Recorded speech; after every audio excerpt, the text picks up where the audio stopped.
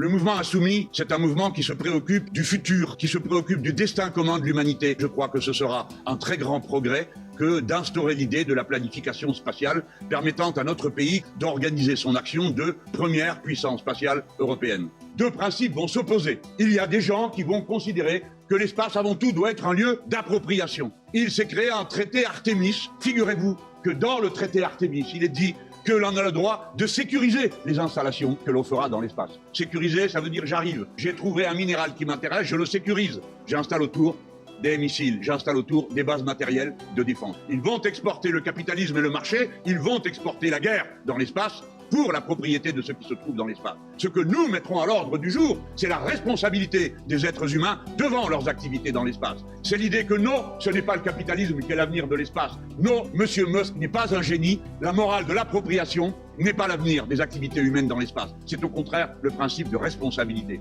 Le peuple français saura dire non à Artemis parce que nous ne sommes pas d'accord pour la propriété privée, mais pour la propriété collective de l'espace. Faites le texte pour qu'il y ait la propriété commune de la Lune. Vous rétablirez le débat sur la propriété collective de l'espace. Au début, on rigolera. Tant mieux, ça attirera l'attention de ceux qui ensuite vous traitent d'agités, d'excessifs. Nous sommes les excessifs parce que nous demandons que l'espace reste la propriété commune de l'humanité. Eux sont les modérés alors qu'ils proposent d'aller faire la guerre dans les étoiles.